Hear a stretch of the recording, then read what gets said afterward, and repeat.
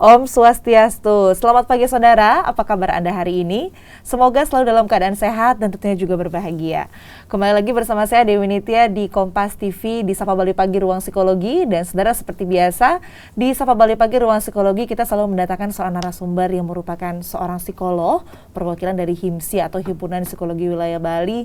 Dan kita akan membahas terkait dengan topik-topik psikologi, ya, isu-isu psikologi saat ini. Dan tentunya setiap harinya dengan tema-tema yang berbeda. Dan saudara, hari ini narasumber kita adalah seorang psikolog klinis dan topik kita hari ini cukup menarik karena berkaitan dengan anak-anak milenial.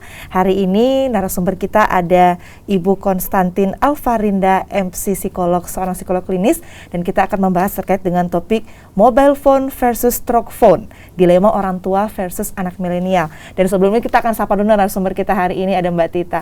Om Swastiastu, Mbak Tita. Om Swastiastu, Mbak Apa kabar Nitya? hari ini?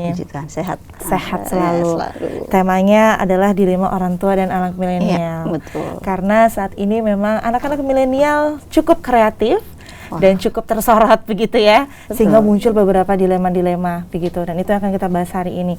Tapi Mbak Tita, sebelum kita akan membahas terkait dengan apa saja kira-kira dilema antara orang tua dan anak milenial, kemudian masalahnya munculnya seperti apa, karakter anak milenial dan karakter orang tua itu berbedanya seperti apa sih sehingga muncul masalah. Niti akan menghadirkan sebuah video saudara. Ini adalah beberapa pendapat dari para orang tua yang memiliki anak milenial terkait dengan apa saja kira-kira permasalahan yang dihadapi ketika mengasuh anak milenial, dan kita akan simak video berikut ini.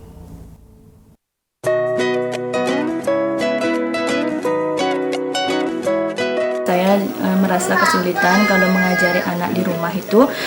Kadang-kadang kalau diajari dia tidak mau karena dia lebih fokus ke main HP seperti itu.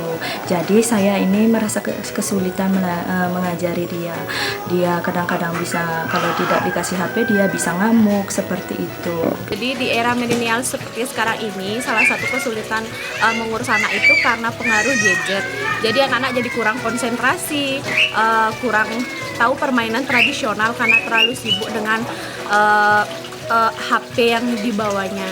Di sini saya mengalami kendala pada saat belajar jarak jauh, terutama siswa yang sulit diarahkan saat belajar mandiri di rumah. Ya, keseringan main HP, main gadget, jadinya sedikit pengawasan dari kami para guru di rumah, dan orang tuanya juga bekerja, jadi mereka sedikit mendapatkan perhatian. Baik, itu adalah pendapat dari orang tua yang tengah memiliki anak milenial dan juga permasalahan-permasalahan dihadapi. Jadi memang tadi kalau kita lihat ada 3 video ya Mbak Tita ya, itu rata-rata mengatakan kalau masalahnya ada di gadget. Mungkin itu salah satu dari sekian banyak permasalahan dalam mengasuh anak milenial. Nah, Mbak Tita, sebenarnya kalau dari psikolog sendiri, ini kan Mbak Tita juga seorang psikolog klinis ya, sebenarnya kenapa sih Mbak Tita muncul dilema-dilema itu, permasalahan-permasalahan itu antara anak milenial dan juga orang tua zaman sekarang gitu, Mbak Tita? Oke. Kita saat ini banyak sekali mengalami hal yang seperti ini gitu ya. Jadi orang tua itu akan mengalami berbagai macam kendala dan masalah bersama dengan anak, ya, terutama dalam hal parenting atau pengasuhan. Gitu ya. Nah, kenapa selama ini atau akhir-akhir ini itu menjadi suatu polemik, suatu dilema, itu karena semakin hari kita kan mengalami satu perubahan. Betul. Perkembangan zaman kita nggak bisa kontrol juga teknologi, ya. Teknologi itu semakin berkembang cepat.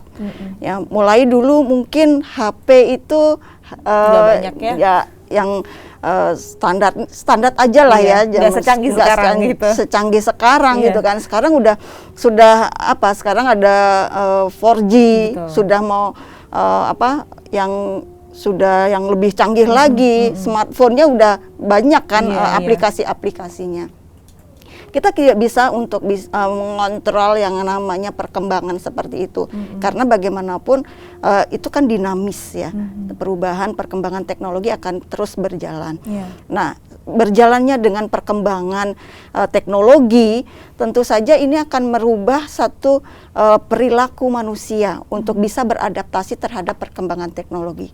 Itu. Jadi dua hal ini yang memang menjadi dilema ketika kita ingin tetap berjalan pada koridor yang sesungguhnya gitu ya. Tapi kita tidak bisa pungkiri perubahan perkembangan yang namanya teknologi itu akan terus berjalan. Jadi kita akan semakin mengikuti yang namanya perubahan itu, perubahan teknologi. Berarti dengan kata lain anak-anak sekarang gitu ya Mbak Tita ya sudah pasti akan ikut dengan arus teknologi itu. Betul. Gitu. Sebenarnya salah nggak Mbak Tita ketika misalkan orang tua mengatakan, wah sekarang zaman terlalu canggih, anak-anak jadi begini-begini dan orang tua tidak bisa mengejar itu. Apakah melek teknologi ini selamanya buruk untuk anak-anak Mbak Tita? Tentunya tidak ya. Tidak selalu buruk.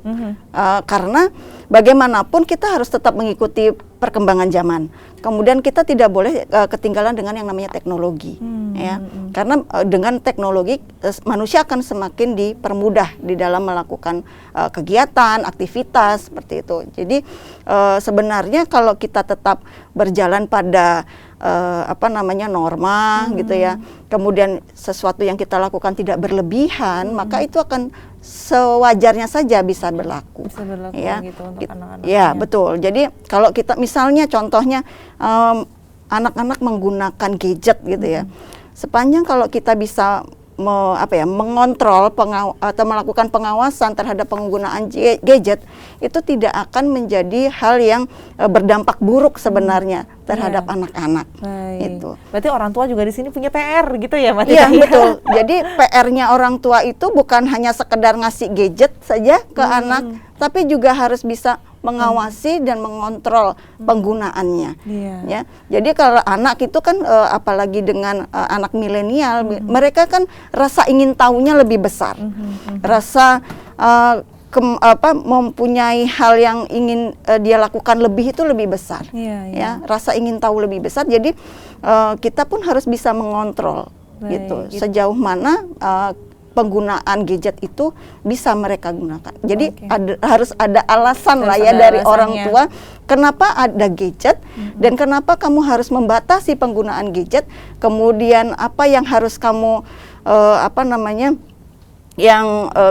kamu gunakan untuk apa? Ya untuk cari apa? Itu juga harus kita sampaikan ke anak supaya mereka tahu oh alasannya seperti ini, kenapa saya nggak boleh lebih banyak dengan gadget, kemudian apa saja batasan-batasan yang harus saya cari gitu ya melalui gadget itu, supaya ini tetap bisa berjalan, anak itu juga patuh dan taat dengan aturannya gitu. Begitu. Taat dengan aturan tapi ya tetap bisa ikut dengan teknologi Betul. juga yang dimana memang tidak dapat dipungkiri itu juga penting untuk anak-anak. Apalagi sekarang di masa pandemi sekarang serba gini ya, virtual.